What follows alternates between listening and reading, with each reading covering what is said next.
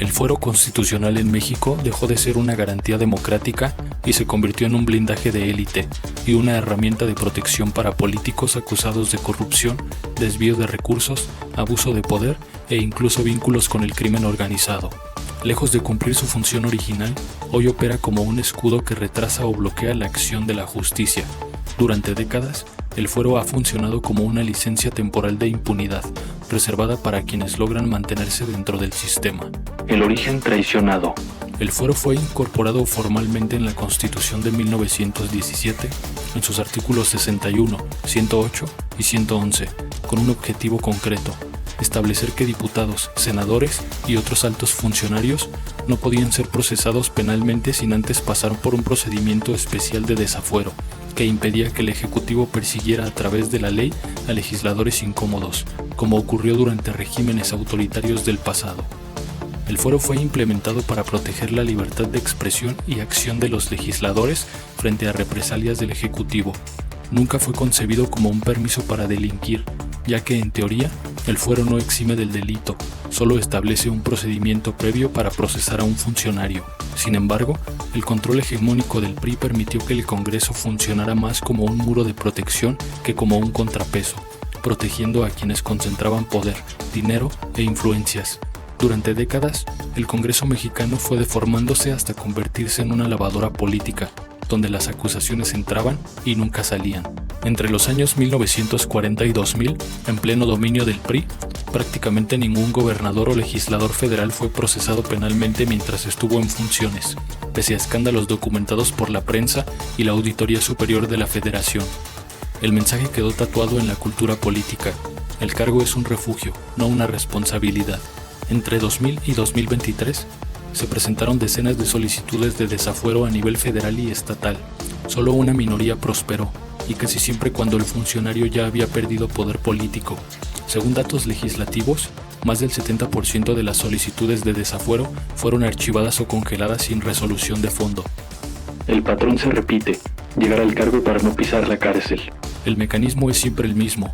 Cuando se acercan investigaciones, el político busca un cargo con fuero, diputaciones de salvación, senadurías de escape, gubernaturas como búnker legal. Para muchos políticos, obtener un cargo con fuero no es un honor constitucional, sino una estrategia de supervivencia legal. El fuero como arma política. Cuando el poder quiere castigar, el fuero sí se rompe. El desafuero de Andrés Manuel López Obrador en 2005 fue una advertencia política. El sistema podía activarse de inmediato si el acusado amenazaba al régimen. El caso se basó en un desacato administrativo menor, pero el objetivo era político: sacarlo de la elección presidencial de 2006. ¿Por qué los políticos abusan del fuero? El abuso del fuero responde a varios factores estructurales: congresos subordinados a intereses partidistas, no a la justicia; fiscalías históricamente débiles o politizadas, incapaces de sostener acusaciones sólidas; una cultura política de protección entre élites, donde el cargo se convierte en refugio; procesos de desafuero lentos y discrecionales, sujetos a mayorías coyunturales.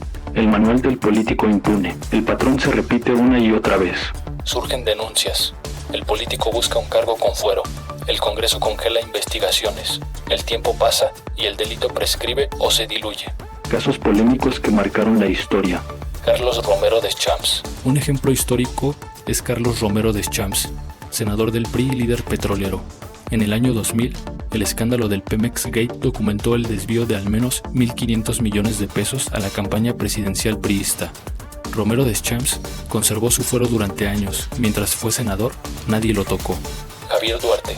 Otro caso es el de Javier Duarte, exgobernador de Veracruz.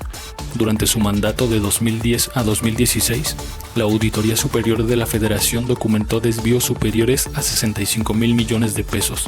Mientras tuvo fuero, no fue juzgado. Solo cayó cuando dejó el cargo y huyó del país, pero ya había vaciado el estado. Cuauhtémoc Blanco. El caso del exfutbolista y exgobernador de Morelos Cuauhtémoc Blanco es uno de los ejemplos más recientes y polémicos del abuso del fuero. Blanco gobernó Morelos de 2018 a 2024. Durante su mandato, la entidad se mantuvo entre las más violentas del país.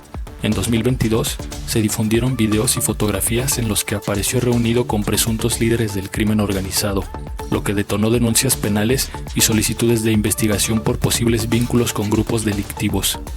En 2020, la Fiscalía Anticorrupción solicitó retirarle el fuero. El Congreso local lo protegió. Blanco terminó su mandato sin enfrentar proceso alguno. El mensaje fue obsceno. La evidencia no importa si tienes respaldo político. Adán Augusto López Hernández. El caso de Adán Augusto es el más reciente y lleva el escándalo a otro nivel porque exhibe cómo el fuero protege no solo omisiones, sino presunto enriquecimiento inexplicable. Fue gobernador de Tabasco de 2019 a 2021, luego secretario de Gobernación y después senador con fuero. Durante y después de su paso por el gobierno estatal, periodistas y medios documentaron acusaciones públicas de enriquecimiento, particularmente relacionadas con propiedades, ingresos y estilo de vida que no cuadran con sus declaraciones conocidas. A esto se suma el caso de Hernán Bermúdez Requena, su exsecretario de Seguridad Pública en Tabasco, señalado en investigaciones periodísticas como presunto líder o protector de un grupo criminal conocido como La Barredora.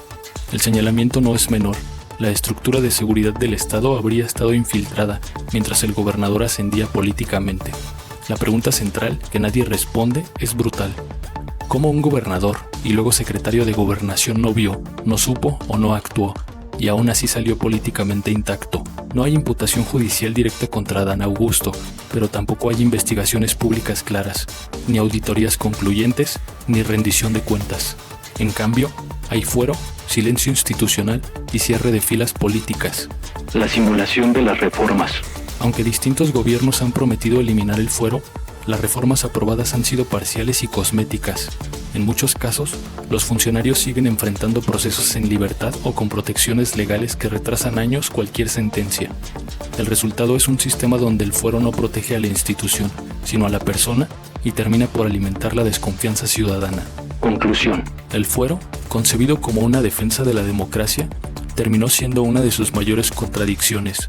Mientras no se reforme de fondo el sistema de procuración de justicia y se rompa el pacto de protección entre políticos, el fuero seguirá siendo menos una garantía constitucional y más un símbolo de privilegio e impunidad del sistema, donde el poder político está por encima de la ley.